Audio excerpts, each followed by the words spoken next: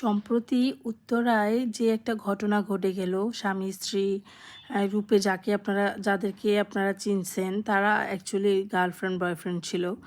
তো পরে তার বউ যখন এগুলা নিয়ে মুখ খুললো, তখন এখানে অনেকের কমেন্ট দেখে আমি খুবই হতাশ। ওইখানে ম্যাক্সিমাম ছেলেরা লিখতেছে যে এরকম বউ থাকলে আমিও পরকীয়া করতাম। তারপর অনেক মেয়েরাও অনেক বাজে বাজে কথা বলতেছে যে সে দেখতে সুন্দর না, স্বামী পরকীয়া করবে না তো কি করবে। আসলে মানুষ দেখতে সুন্দর এটা কতটা ইম্পর্ট্যান্ট আমি জানি না। কেন দেখতে সুন্দর হতে হবে? আর সে যখন বিয়ে করছে তখন নিশ্চয়ই সে সুন্দরীই ছিল, না হলে তো তাকে বিয়ে করতো না।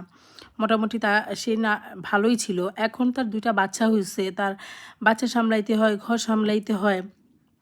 সব কিছু সামলাতে সামলাতে একটা মেয়ের যখন বাচ্চা হয় তখন তার অর্ধেক সৌন্দর্য নষ্ট হয়ে যায়। সেখানে তার ২ টা বাচ্চা, তার সৌন্দর্যের ঘাটতি হতেই পারে।